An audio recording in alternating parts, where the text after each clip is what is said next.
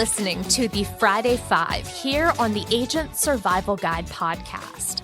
I'm your host, Sarah Ruppel, and it is Friday, October 18th. We are back with another 5 things that happened this week that agents should know about. And let's start out with the biggest one at number 5, Happy AEP. The 2025 annual enrollment period is here. We are 4 days in so far, and I have an important update I wanted to mention here. We posted this info on our blog this week, but just in case you missed it, we're going to go over it again here because it's an important announcement from Elevance. Elevance has decided to make their Medicare Advantage prescription drug PPO plans non-marketable for 2025 in all states except Ohio. As a result, in all states other than Ohio, brokers will be unable to submit Elevance MAPD PPO enrollments electronically through online platforms, including Sunfire, Connecture, Medicare Center, and Elevance's platform. All Elevance plans in all states will remain commissionable, but brokers in all affected states will need to submit 2025 MAPD PPO enrollments by faxing the paper application to Elevance. This applies to all brands under the Elevance umbrella that offer these plans, including Anthem and Simply Healthcare plans. MA-only PPO plans and DSNP PPO plans are still marketable to quote and will remain available on platforms for online enrollment. Paper enrollments may also be submitted for these plans. Elevance HMO plans remain business as usual and are available for online enrollment via Medicare Center or your preferred enrollment platform. Brokers can download Anthem paper sales kits and Simply paper sales kits with the links available in our episode notes. When you navigate to those sites, you'll need to enter the client's zip code, select the desired plan, and then click on View Plan Documents to view and download all the associated plan information and the enrollment application. The fax number to submit the paper application is included on each individual enrollment form. And if you have questions about this change or submitting business with Elevance, we will have the link to reach out to your Ritter sales specialist in our episode notes. Number 4, back at the end of August, we mentioned the launch of the Time is Money initiative by the Biden-Harris administration. It was an effort to fight corporate sludge, which is when businesses make life difficult for their customers. Several examples were cited in the initial call for comments. According to the Federal Trade Commission, they received 16,000 comments on one topic in particular: the difficulty of canceling a service as opposed to the relative ease experienced when signing up. This week, the FTC announced the Click to Cancel rule, designed to update their negative option rule, final rule, to the rule concerning recurring subscriptions and other negative option programs. Quick side note, to be completely honest, I was not familiar with that term, but I am familiar with the concept. A negative option means that by not saying no, you have effectively said yes. Couple of real-life examples of a negative option: a company mandating that you must opt out of something in order to avoid a cost or a fee. Think of those free trials you sign up for that require credit card information. You have to cancel within a certain time frame or they'll charge you.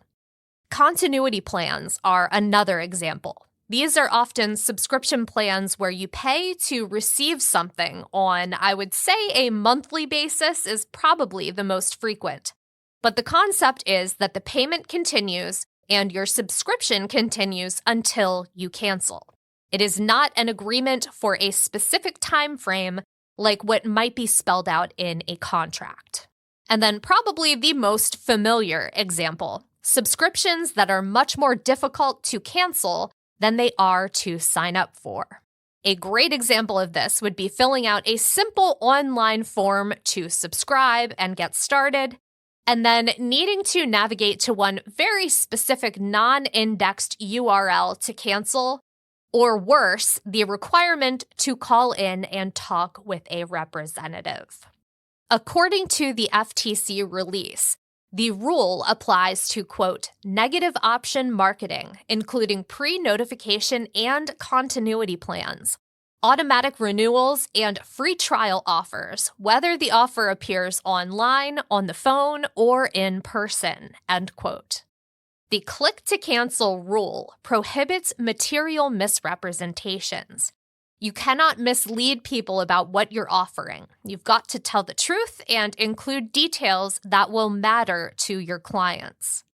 Businesses must disclose all the terms of the deal prior to sign-up, so they'll have to outline the cost, how often you'll be charged, when special promotions end, how long free trials last, if there's a deadline to cancel, and clear instructions on the cancellation process.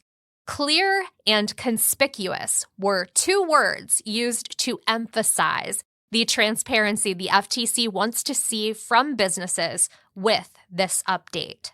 Customers must also give their consent to be charged, and the business must hold on to that consent for a minimum of 3 years. And then the most obvious part of the rule, given the name, making it simple for people to cancel a subscription.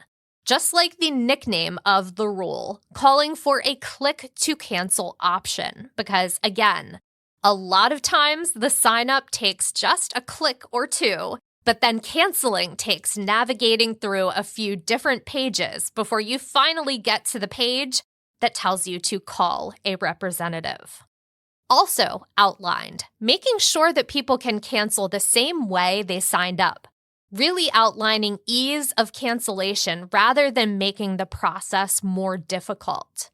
Probably my most favorite part of the press release, quote, you can't require people to talk to a live or virtual representative to cancel if they didn't have to do that to sign up, end quote. I'm a millennial. I don't want to talk to a representative. Last thing I want to mention, and I think this is an interesting addition to the protections being offered.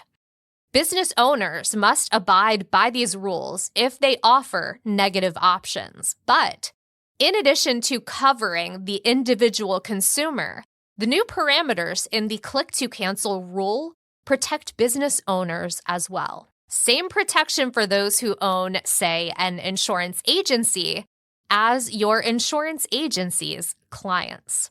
We will have the link to the official press release from the Federal Trade Commission in our episode notes. You'll also find the link to the full 230-page rule in the Federal Register, just in case you're looking for some light reading. And then we'll also have an official FTC fact sheet as well as some articles that you can post to your social media accounts or put in your newsletters to let your clients know about these changes. Provisions in the click-to-cancel rule go into effect between 60 and 180 days after it is published in the Federal Register. Number 3. Super quick mention here on the tech front. On Tuesday this week, Apple announced their new iPad mini that runs on the A17 Pro chip, so it will be able to run Apple Intelligence when that feature launches. And then on Wednesday, Amazon announced a brand new Kindle lineup that includes a new entry-level Kindle that comes in a very of-the-moment sage green. There's a new Kindle Paperwhite and a new Kindle Scribe that I might have my eye on.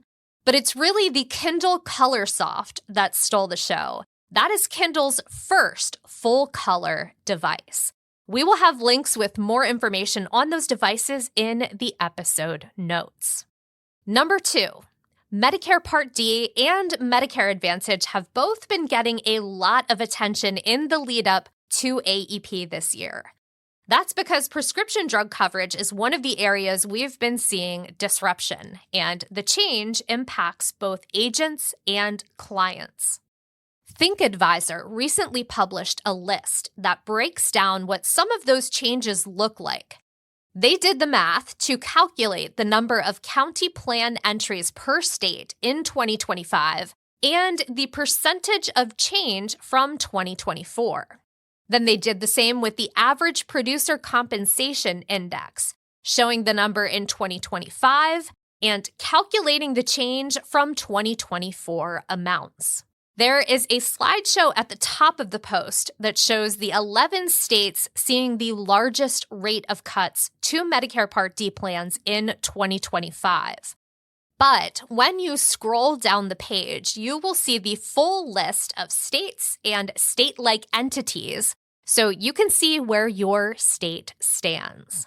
Pennsylvania, for example, where Ritter Insurance Marketing has our headquarters, has 1,072 county drug plan entries for 2025.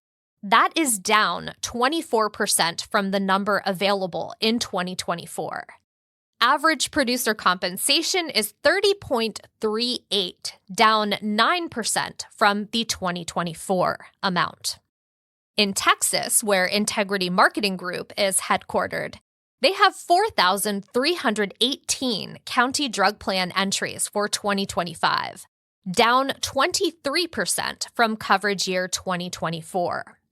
Their producer compensation index is at 28.59 this year, down 10% from last year. Looking at the CMS data ThinkAdvisor compiled, there's a total 49,992 county drug plan entries across the states and state-like entities, down a median of 24% from last year's drug plan offerings by county. And then the median producer compensation rate came in at 30.38, down 9% from last year.